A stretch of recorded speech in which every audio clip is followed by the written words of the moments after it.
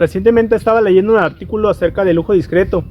Este se refería a la manera en que las personas adineradas exhiben su fortuna únicamente entre sí, procurando que los demás no perciban sus códigos secretos de riqueza, es decir, qué camisas, qué prendas o qué calzado utilizan. Está como ejemplo clásico las camisas de Mark Zuckerberg.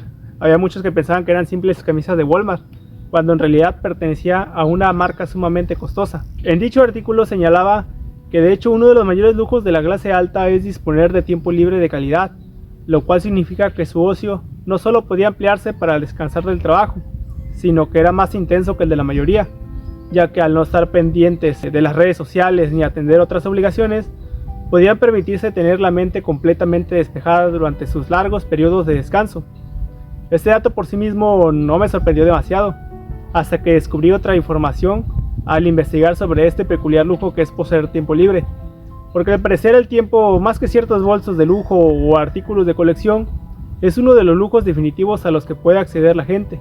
Por ejemplo, sucede que una organización denominada CEBAP realizó un análisis tomando en cuenta las horas libres, las horas laboradas y el tiempo de ocio en los países de la OCDE, y con ello creó un índice para medir cuánto valía el tiempo libre en cada uno de estos países, basándose en la simple lógica de que mientras más horas trabaja una persona, su tiempo libre se vuelve más escaso y por lo tanto más valioso.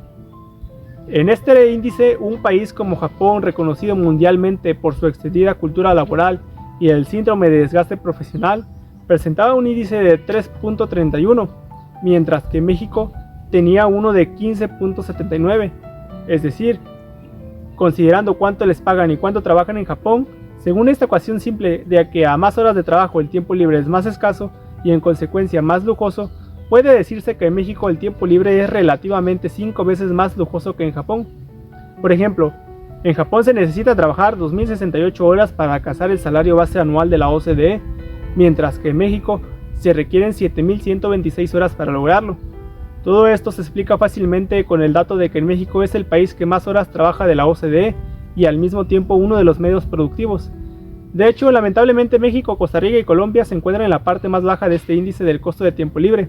El mexicano cuenta con 1 hora y media menos que el promedio de la OCDE, existiendo países como Francia e Italia que incluso llegan a disponer de hasta 3 horas más para actividades como el ocio o dormir. Lo que intenta medir este índice es el costo de oportunidad, que básicamente es el valor de la mejor alternativa sacrificada cuando se elige una opción entre las varias disponibles. Esto representa lo que dejas de obtener al no seleccionar la siguiente mejor alternativa. Expresado de una manera más simple, significa que si un estudiante elige ir al cine en lugar de prepararse para un examen, su costo de oportunidad es la calificación más alta que pudo haber logrado de haber estudiado. Pero por ejemplo, si opta por estudiar, su costo de oportunidad sería haberse perdido la ida al cine y todas las experiencias sociales que esto conlleva. Dicho de otro modo, en ciertos países, descansar o precisamente no estar trabajando representa un beneficio tan reducido frente a la alternativa de trabajar que se convierte en un auténtico lujo, al menos en términos de costo, mientras que en otras naciones el descanso no tiene un precio tan elevado. En consecuencia, durante sus momentos de ocio las personas experimentan una culpa y un remordimiento profundos, materializándose en preguntas como ¿debería estar haciendo algo productivo? Y si ya descansé demasiado, o además de descansar, ¿qué más podría estar haciendo ahora? Así llegamos a un punto donde el tiempo libre no logra convertirse en un periodo genuinamente despreocupado, a diferencia de lo que puede ocurrir en estratos sociales más privilegiados, porque la mente nunca se detiene, nunca consigue entrar en un estado de reposo completo. Persiste esa mentalidad de que debe de estarse buscando la productividad constantemente, o de que se debe estar haciendo algo, porque cada instante en el que no se está actuando es un momento en el que uno se empobrece simbólicamente, o en el que el fantasma de la pobreza se acerca cada vez más. Aquí es inevitable evocar la obra de Byung-Chul Han, La sociedad del cansancio, en donde se analiza como cuanto más nos autoexplotamos, más creemos que nos estamos realizando. No tanto porque realmente nos estemos realizando, sino por esa sensación de pérdida o de desasosiego que provoca el no estar haciendo algo, o el no permanecer activos en todo momento. Esto nos conduce a un círculo vicioso, en el que requerimos de la actividad constante para no confrontar lo deprimente que sería no alcanzar nuestras metas, o siquiera mantenernos a flote. Se siente como si cada día fuera una deuda con el día siguiente, cuando tienes esa sensación de que mañana comienza a agotarse, e incluso ya desde el día de hoy. Es evidente que existe un problema grave. Vivimos en una época acelerada, que no se percibe según su transcurrir natural, sino por la sensación de que se está agotando. En otras palabras, la experiencia del tiempo varía significativamente dependiendo de la clase social en la que te encuentres. Pero antes de profundizar en esto, es necesario aportar otro dato.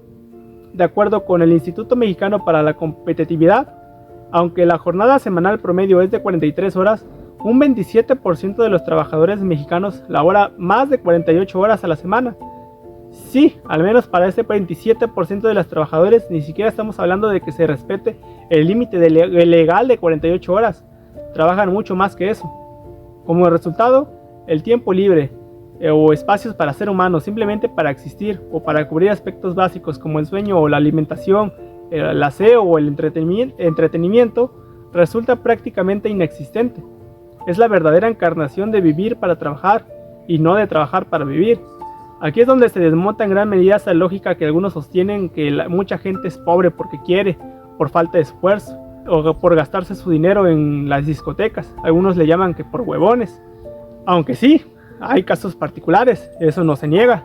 Pero en términos generales, si la pobreza se explicara de manera tan simple como ver quién trabaja más y quién menos, entonces este país tendría un 27% de personas sumamente adineradas. Y no, para nada. Y como veremos más adelante, la pobreza es un fenómeno multifactorial. Y para medirla, incluso limitarse al salario percibido resulta un enfoque incompleto. Incluso se podría evaluar el tiempo disponible que tiene una persona para determinar qué tan pobre, adinerada o acomodada es. Otro dato más, según la Organización Internacional del Trabajo, se estima que el 41.7% de la fuerza laboral de México experimenta un desequilibrio entre la vida personal y el trabajo, o en términos más claros, carecen del tiempo y la energía para dedicarse a su vida personal. Esto puede sonar a que la gente simplemente no tiene tiempo para encontrar pareja, para amistades o simplemente para relajarse, pero va mucho más allá.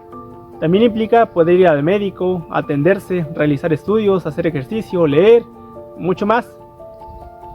Esto permite observar con otra perspectiva cuando, por ejemplo, vas en el transporte público y lo que ves son personas tratando de descansar la mente a través de lo que consumen en redes sociales o en videos cortos como aplicaciones como TikTok o como YouTube, porque en realidad ese tiempo que pasan en el transporte público ya forma parte de su supuesto tiempo libre. Y sí, ninguna de estas métricas toma en cuenta el tiempo de traslado, así que, como decía, en parte el tiempo libre de estas personas no tiene la misma calidad que el de individuos de otras clases sociales. Sí, se puede leer en el autobús, escuchar música o algún podcast. Incluso habrá quienes estén viendo un video mientras el conductor los acerca a su casa.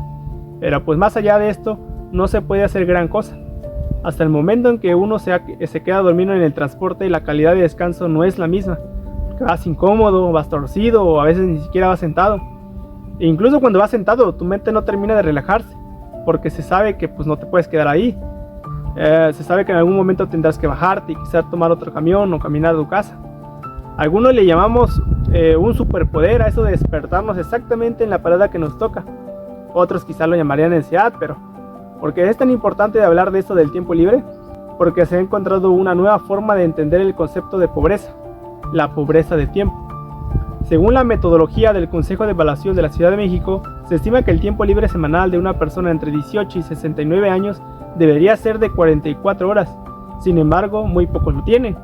Y es que el 66.3% de la población de México, es decir, unos 85 millones de personas, estaría sufriendo de pobreza de tiempo. En términos generales, la pobreza de tiempo se refiere a la falta de tiempo libre suficiente para que una persona realice las actividades que le gustaría.